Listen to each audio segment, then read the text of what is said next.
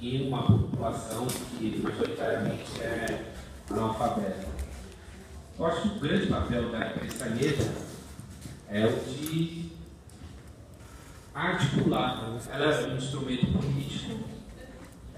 O Roger Bastide ele chamava a imprensa negra de imprensa adicional, porque a imprensa negra, as pessoas que faziam imprensa negra, aquelas poucas pessoas que liam a imprensa negra, elas não estavam interessadas em pegar um jornal como o Menelik, ou o Clarim da Alvorada, ou o Voz da Raça, e ler sobre o Washington Luiz, ler sobre o Getúlio Vargas. São jornais que prezam por fazer circular, difundir informações sobre as experiências negras, nesse caso, experiências negras de São Paulo.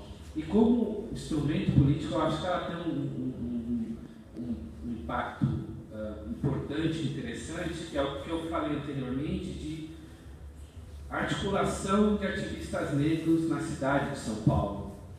E como ela contribuiu posteriormente nesse processo de articulação na institucionalização, no caso de organizações negras, eu citei aqui a Frente Negra Brasileira. Então, eu acho que a questão é essa mesmo.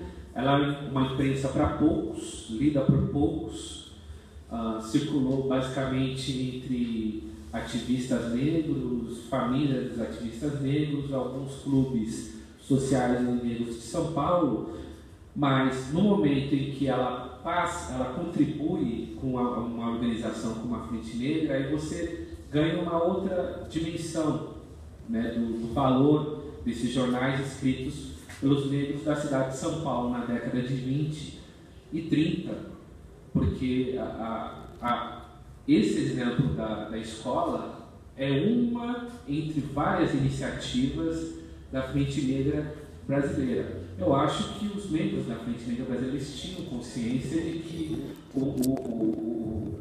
a grande alternativa, sem dúvida nenhuma, era de um ensino público que fosse amplo e capaz de responder às demandas de toda a população na cidade de São Paulo. Mas essa escola ela surge como algo de urgência mesmo. Você tem um problema na escola, e é muito interessante o livro do Jerry Dávila, que ele vai demonstrando que no século XIX, por exemplo, você tem uma participação muito maior dos estudantes negros nas escolas públicas. Estamos falando de período de escravidão. E quando o ensino público ele começa a se organizar, crianças negras e principalmente professores negros, eles começam a desaparecer. A organização do ensino público, ele trata mais do Rio de Janeiro, mas também existem pesquisas que tratam desse fenômeno em São Paulo, é o de que no momento que se organiza as redes de ensino, começa a se pensar numa ideia de rede de ensino público e de racionalização do ensino, professores negros vão desaparecendo, alunos negros vão desaparecendo, porque a ideia de racionalidade de escola como entidade, como instituição fundamental de progresso na cidade de São Paulo, ela vai expelindo todos os estudantes negros. Ela se torna, principalmente as escolas as escolas de prestígio, são escolas que se tornam escolas predominantemente brancas.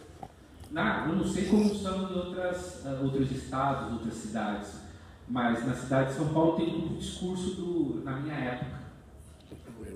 Que é o discurso na minha época? Que é o discurso que na minha época a escola pública era boa.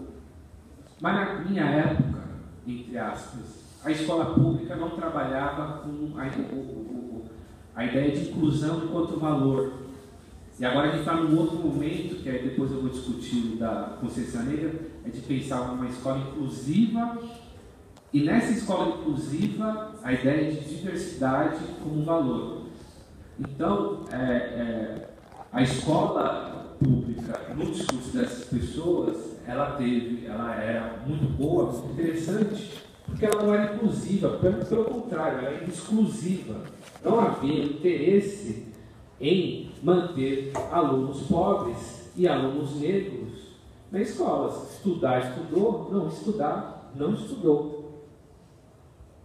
E é importante a Frente Negra Brasileira nesse contexto. Se não dá para dar conta de toda a demanda, eles vão formando pelo menos as crianças dos quadros, dos membros da Frente Negra Brasileira. E aí, uma outra questão que está relacionada à imprensa negra. A imprensa negra que vai dar a Frente Negra, e a Frente Negra ela tinha um negócio que era muito interessante, que era o seguinte: uma educação que seria uma espécie de educação econômica. Eles davam instrução para os seus membros, que não eram todos membros da tal burguesia negra ou da elite negra. Havia muitas trabalhadoras domésticas, trabalhadores braçais entre a Frente Negra Brasileira, e eles davam instrução de como você juntar dinheiro e comprar terreno. Isso hoje para a gente não faz muito sentido, mas naquela época é algo extraordinário, porque você está falando de como construir uma família negra e você ter estabilidade, a educação da estabilidade. Então, eu acho que a minha resposta é nesse sentido de a imprensa negra ela é um instrumento político de uma geração de ativistas que eles não fecharam os olhos para os mais populares negros. E eles tiveram, se a imprensa negra não teve, o produto da imprensa negra teve impacto. Porque você pega e vai discutir hoje com as pessoas que ainda têm uma noção da imprensa negra, ela é um comentário muito interessante. E ela talvez tenha sido, até hoje, a entidade negra mais popular do Brasil. Porque teve Frente Negra Brasileira no Rio, teve na Bahia, teve na cidade de Santos, não foi só em São Paulo. Alguns estimavam em torno de 150 mil membros, que eu acho que é algo muito forçado, mas ela teve um impacto muito forte na cidade de São Paulo. Com relação à simbologia do Dia da Consciência Negra, eu acho que é sempre importante contextualizar isso, mas entender isso mesmo que você perguntou, o significado. Porque antes a gente celebrava o 13 de maio. E agora a gente leva em consideração o 20 de novembro. E isso tem relação com o modo como a gente vai mudando de percepção sobre as relações brasileiras, raciais, no Brasil ao longo dos anos. Porque se antes a gente celebrava o fim da escravidão e a ascensão de uma sociedade racialmente harmoniosa, eu acho que o dia 20 de novembro ele vem para contestar e esvaziar o 13 de novembro. Não que seja ruim, a gente não deve esquecer o 13 de maio, perdão. Eu lembro muito o Demetrio Magnoli, que é um intelectual, que eu não sei o que ele faz, porque às vezes ele é sociólogo, às vezes ele é geógrafo, às vezes ele é demógrafo, e ele escreve nas colunas das principais mídias impressas. Ele escreve, não está mais na Folha de São Paulo, escreveu no Estado de São Paulo, escrevia para a Veja, ele tem um momento que ele faz uma fala no jornal da Globo News. Produzia livro didático também. Produzir, isso é E ele estava tratando dessa questão do por que não voltar ao 13 de maio. Não voltar ao 13 de maio porque hoje a gente está fazendo um outro debate que não é esse o debate de celebração da sociedade brasileira e da democracia racial brasileira. O 20 de novembro ele não poderia ser o 13 de maio, porque o 13 de maio tem essa simbologia com a celebração da democracia racial, de que tudo acabou e uma coisa nova começou, uma coisa nova que é muito boa. O 20 de novembro ele vem para lembrar o quê? Nem tudo mudou. a gente tem que discutir relações raciais no Brasil. Consciência racial não é somente a consciência racial dos negros. E mais, a gente está pensando em democracia brasileira. Como você falar em democracia brasileira se você não consegue formar um sistema educacional que seja, que tenha os recursos suficientes para incluir as crianças negras? Semana passada eu estava discutindo a ideia de qualidade da educação. O que é qualidade da educação?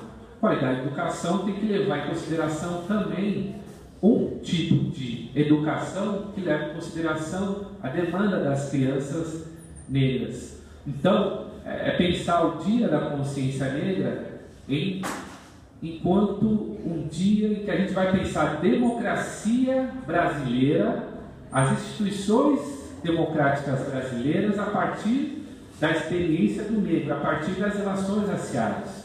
Não é só discutir relações raciais, a gente está discutindo democracia brasileira. Que democracia brasileira é essa que mata mais negro? Você tem um momento em que, eu vi esses dados hoje, a violência contra os jovens brancos, ela está diminuindo, enquanto você tem uma violência contra os negros que ela está numa linha de ascensão. Isso aí é problemático, é a questão de democracia. O que a gente está fazendo aqui é discutir a democracia brasileira e como as categorias raciais comprometem a democracia no Brasil. Como elas comprometem o exercício de cidadania pelos negros e pelos pardos. Uma cidadania preta. Como pensar a cidadania preta? É um pouco isso. Eu acho que o raciocínio é um pouco esse. Na cidade de São Paulo, ela é feriado. Mas a gente, essa questão da percepção, ela é muito individual. Então, se ela é feriado e o feriado esvazia, a gente trabalha com a percepção de mês. É o mês que a gente vai discutir. Esse problema deveria ser discutido o ano inteiro. Mas é muito importante. Você tem uma Fátima Bernardes no programa de manhã da Globo que vai discutir, fazer a discussão dela. Tem muitos questionamentos sobre o modo como ela faz a discussão. Mas se não tivesse o Dia da Consciência Negra, ela não faria esse tipo de discussão. Pensar, por exemplo, outros programas também que fazem esse tipo de debate. Se você não tivesse o dia, eles não fariam isso o ano inteiro. Não teríamos Jornal da Cultura, não teríamos programas da Globo News, da Band News e outros programas. É problemático porque é um dia só. Mas eu acho que um dia, e na minha perspectiva, é um mês que tem um impacto importante.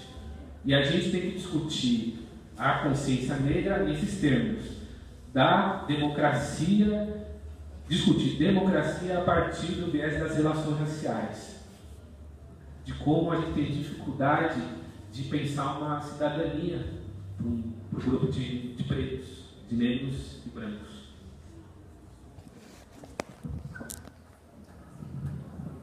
Mais um bloco de 3 perguntas. Alguém se inscreve?